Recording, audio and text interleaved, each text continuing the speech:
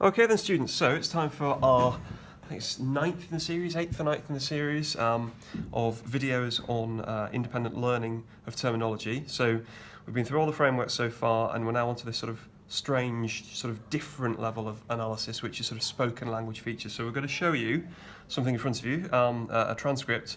And for this one, we're going to be joined by another teacher in the department, which is John. Hello. So it's the first time we've done this. Sorry if it doesn't go particularly well, but we're just going to basically read through a transcript and sort of pick out some interesting features that you might want to talk about. How do you want to do this? Well, I don't mind being Susanna. Okay. And Piers. And perhaps. Susanna and Piers. All right, okay. And I'll be Jeremy Coleman. I'll be my left-wing politician self. Okay, so it's from Good Morning Britain, isn't it? So should we have a little talk about what that is in the context? I mean, so it's sort of like a political speech, isn't it? It's a sort of political interview, isn't it, really? Yeah, instantly you're kind of thinking we've got the identity of speakers, of participants to deal with. One is clearly the guest. And then he's essentially going to be dealing with questions from two different presenters whose role in that conversation is to get information out of him, isn't it, really? I mean, it's an interesting as well, though, with the sort of Good Morning Britain. It's sort of a political interview, but it's not like Newsnight or something, is it? It's not as sort of confrontational.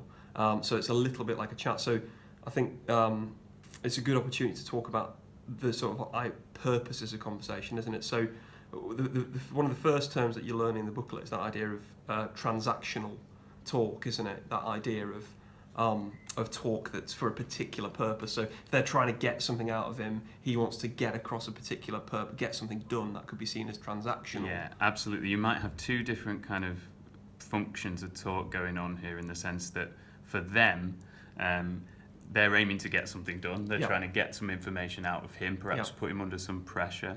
For him, you could argue that he's out there to get his own political agenda across. So definitely something transactional about it. But as you say, Good Morning Britain, perhaps there's going to be a bit more of an interactional twist to it than you would find on a more intense interview. So we tend to use that word interactional, don't we, to sort of mean like, I mean, it can range from things even like talking with your friends to maintain relationships. Anything that's about relationships or maintaining sort of social interactions or social relationships tends to be talked as interaction. They're not going to be friends, but there's going to be a sort of more friendly tenor to the discussion, isn't it? Absolutely, and perhaps sort of even just a conversation that's not particularly controversial.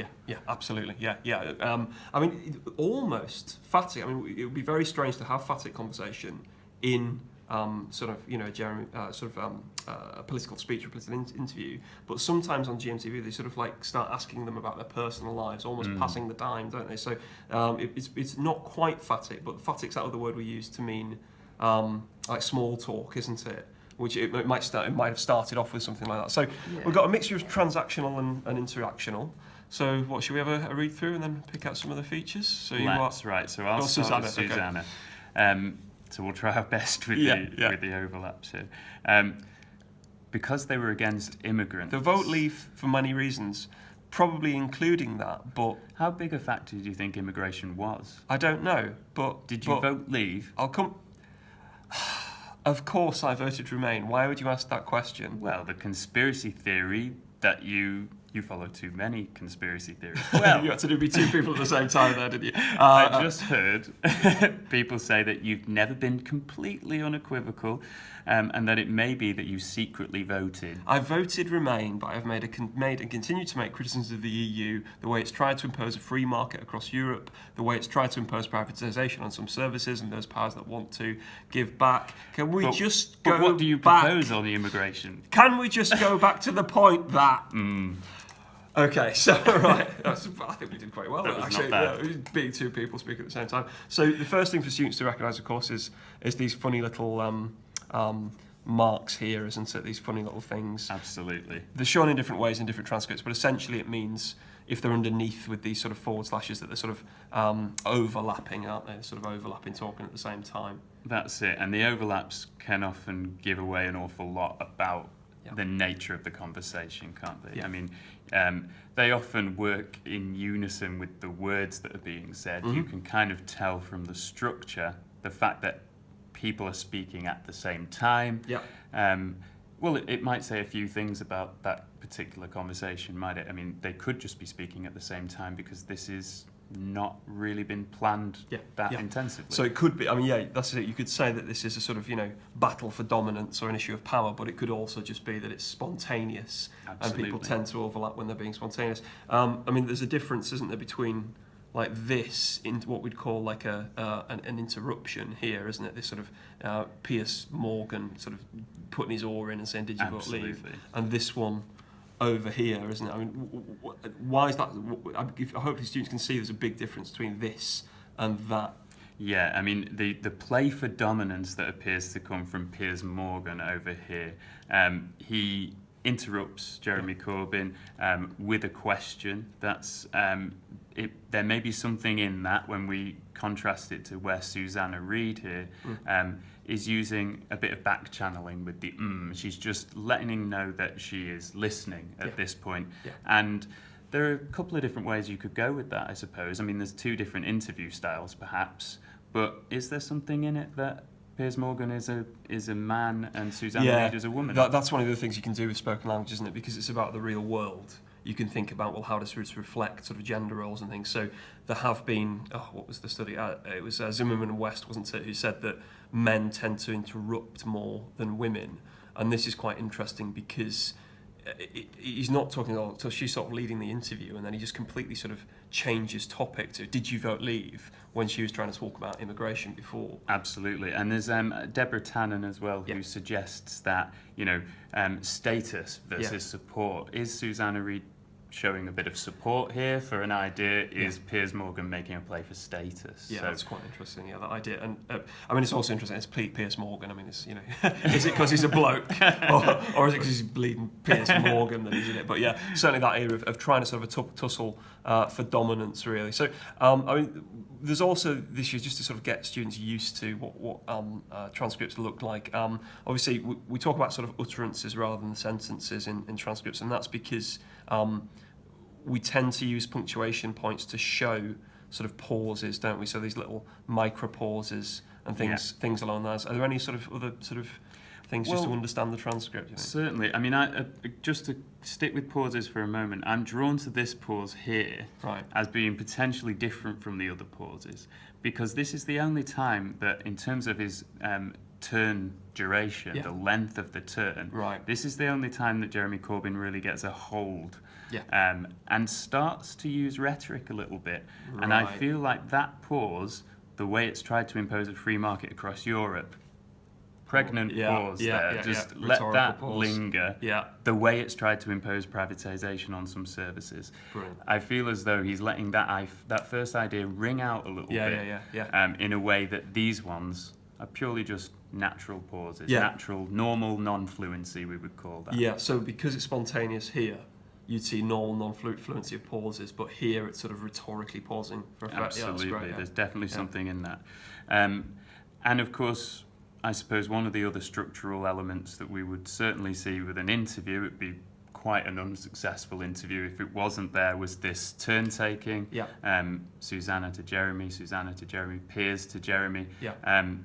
And the fact that we have a couple of adjacency pairs in here, which is that smallest unit of turn-taking, one turn followed by its immediate response. So how big a factor do you think immigration was? I don't know. So the sort of adjacency pairs tend to be accorded with, don't they, in conversation. If a question's asked, it's normal to answer it, but because of the genre, you might see a degree of sort of interrupting each other a little bit more and not giving people. You see this here that it almost like not giving time to.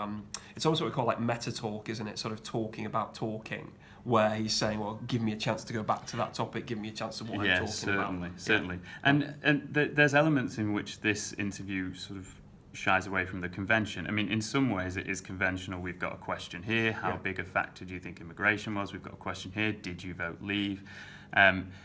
plenty of questions, Yeah. and we would expect that question and answer discourse structure from an interview.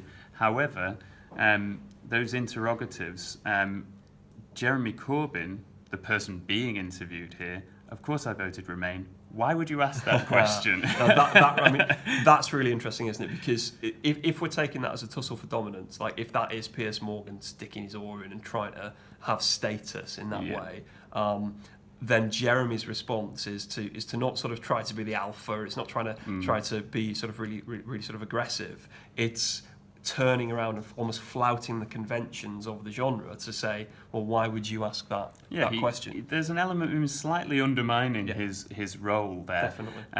And of course, the fact that he does that is certainly linked to this important bit of paralinguistic features, these elements that go alongside spoken language but aren't actual words. It's more about the way we say things. So here, Jeremy Corbyn sighs, and I mean, what does that tell you about Piers Morgan's question? I think everyone sighs in response to Piers Morgan's question. So, sort of that idea that one way is to sort of build up and respond and try to hold the floor in that way, but another way is almost to sort of have a sense of superiority and sigh and be exasperated at somebody trying to sort of get one over on you, isn't it?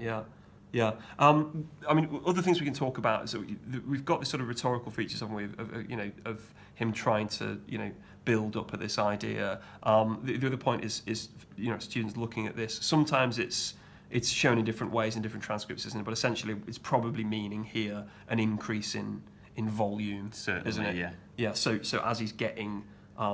He's tried his rhetorical techniques and he's not being given the time he wants for that longer length of turn, so he wants to go back to that and raises the volume in order to do that. Yeah, certainly. I mean, we do get this return to immigration from Susanna Reid. She's mentioned immigrants up here, immigration, this abstract noun immigration, and immigration returns again. So in terms of topic management, that's really quite interesting. He's just about to flow into this quite rhetorical speech about his political policies. Susanna Reid then tries to reinstate the topic of immigration, and I think the volume tells us that Jeremy Corbyn doesn't like that. Yeah, I think that's it, isn't it? Yeah. In terms of attitudes and how he's feeling, he's exasperated by the question about vote leave, and he's infuriated a little bit by the return to immigration, which is actually probably Susanna Reid's role as a participant, is to keep him talking about immigration. Yeah, absolutely. To try and stay on that topic, to steer that conversation. It's not quite good cop, bad cop with Susanna and Piers Morgan, is it? But it is that she's the one who seems to be more continue with the conventions of that genre, which is to ask questions and try and keep the politician on topic, whereas Piers is almost there to sort of ruffle the feathers of the person in it. So when we're on that topic control, so that sort of idea of topic management, if they shifted around topic, there's a slight shift of topic, isn't there, by Piers Morgan here, what we call a topic shift. She tries to remain focused on that topic here, but it's also perhaps a point to talk about the idea of discourse markers as well, isn't it? So sort of trying to structure or organise the conversation. So we don't quite have lots of them here, like, well, next or secondly or anything like that, but we have got words like, well, the conspiracy theory, haven't we, to sort of like try and structure the response in some way. Certainly. Piers Morgan's the only one who really seems to be using those discourse markers with well is the only one he uses. He uses it twice. Oh, yeah, he uses, doesn't he? Yeah, he uses it twice, just to frame what he's about to say. And almost a reformulation, do you think? Perhaps a reformulation, perhaps a bit of a repair about this conspiracy theory. Susanna Reid kind of undermines the idea of this collocation conspiracy theories. So quite direct, he adjusts it and turns it into actually not conspiracy theories, but what he's heard people say. So let me repair it by, it's not me that's got the stupid idea. I've heard people. I've just heard people say that you've never been completely unequivocal. That's an interesting little double negative actually there with this never unequivocal. Oh, yeah, I didn't see that actually. That's really good, isn't it? I think you could argue Litotes maybe as a rhetorical understatement of that structure. And interesting, if it is a tussle for dominance, look at the register of what we've got there. Yeah, absolutely. Completely adjective phrase, I think. Yeah, Yep. absolutely. Yeah, we've adverb got, and adjective. Yeah, adverb, let's get that in there. Adverb plus adjective, so we've got that adjective phrase together. Phrase there, and it's really high register, isn't it? So completely unequivocal, very high register, very formal language. Perhaps what we call like diverging, where you sort of move your accent or dialect or register away from. So Susanna's quite direct with "you'd follow too many," and Jeremy before was "of course I did." It's quite monosyllabic. So he then produces this more high register to try and gain the sense of power and status, doesn't it? Yeah. And what's nice about that, I think, is once Piers Morgan's done that, tried to diverge, perhaps as a status, a play for status, Jeremy Corbyn goes with him and talks about imposing the free market, imposing privatisation. He goes with him and he takes up the challenge in a way, doesn't he? Essentially. Yeah. If you want to talk high register, if you want to use sort of political jargon and those sort of cultural allusions to free market, that collocation, that sort of reference that not everybody would understand, then he goes with him and let's compete on that ground. Yeah, quite upscale cultural allusions that are being made, and quite interesting political lexis, and that is certainly. He certainly sees himself as being able to play on the same level as Piers Morgan there, doesn't he? Well, I think I think we've got quite a lot of that, haven't we? Is there anything we've missed? I think we've got interruptions, topic shifts, discourse markers. We talked about paralinguistics, didn't we? Register, bit of the rhetorical devices. Oh yeah, the sort of reformulation, that idea of trying to slightly reformulate what you're saying, or sort of maybe a bit of a hedge, isn't there, with well? Yeah. Oh, and it may be that you secretly voted. I think that hedge is certainly there. That with the use of the modal auxiliary verb may there. Yeah. But I think the implicature there is quite strong. I think he's really insinuating that secret vote took place. Yeah, absolutely. Yeah, this thing that I've got no reason to think whatsoever. It may be that my silly idea is true. I think that's right. So. I think it's probably just sort of useful if we just should we whack the booklet actually on the thing there. So I'll just check that the students can see it. Okay, there we go. So so this is essentially we've tried to pare it down to one page, haven't we? Really? I mean, it's what do you think is reasonable, John, for students to learn for the test? I mean, there's quite a lot of new terms there, aren't there? I think they should definitely know all of these three. Certainly. I mean, I think it's absolutely vital to start very, very broad here and say, what is the purpose of this conversation? And we're only really dealing with sort of very few terms here.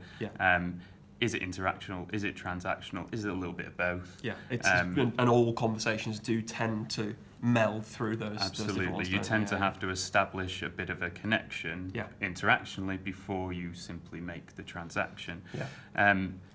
It's absolutely essential, really, for us to be able to, for students to be able to access the prosodics of the conversation. I mean, the reason we're saying that these prosodic features, you really do have to, and perhaps rallentando and accelerando, if you forget that it's not the end of the world, but the rest of them, I think, you don't really understand the transcript and what's going on unless you can see those prosodic features or what we mean like sound features of actual spoken conversation. Yeah, you can't necessarily tell what a person means by what they say unless you understand the way that they say it, and that's where the prosodics come in. So, when someone says something with a raised pitch, it may communicate something different than if the intonation had fallen, or the particular stress that's put on particular words. That tells you which the most important words are most of the time. So that's some vital knowledge. It allows you to interpret the key to the transcription. They do tend to give you a key, sort of showing this, don't you? But you would definitely need to understand what's going on and what it suggests about the language as well. And then, I mean, there's any amount of spoken features. We've tried to do the main ones here, haven't we? I think probably trying to learn most of these quite quickly is going to be quite useful, isn't it? I mean, there's some of these weren't in the transcript, like mineral response, for example, and monitoring features, but certainly the things we tended to talk about, we talked about adjacency pair, back channeling, We talked about hedges, interruptions. What else is in there? Non-fluency. There's quite a lot, isn't there? I mean, lots of these. The reason they're so important to stack up on top of lexis, semantics, and grammar is that they're only really found in spoken discourse. They're only really found and they tell you something about the structure of the discourse, and they are important and interesting because it's interesting if someone plans what they say, that clearly comes across differently in the transcript than if they didn't.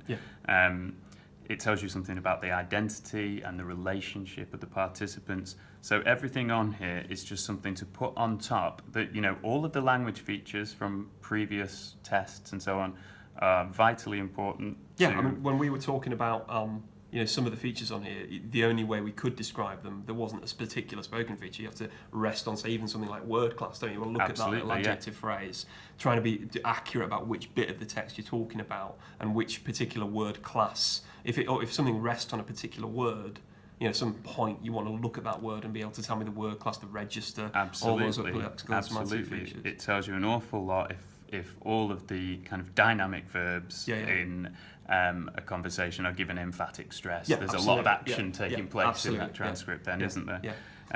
So these are all on top of everything else, and they just allow us to satisfy a proper comparison and a proper analysis of transcripts, recognising that a spoken language discourse is not the same as written. I mean, it's essentially what we're analysing is the real world, isn't it? We're sort of trying to have a sort of sensitivity to the real world, and these are specifically the terms that we use to try and analyse real-world conversation, that you wouldn't use these really at all for most written text, would you? It's just something that doesn't really apply. And importantly, some students always forget this, don't they? We don't say sentence for spoken features. We do not say sentence. That's absolutely the case. Because they're not in sentences, are they? We don't use punctuation, as you've seen with the transcript, to break off parts of the sentence grammatically. We use them just to show where pauses are and things like that. So that makes the word utterance down here perhaps the earliest indication to the examiner that you know what you're talking about.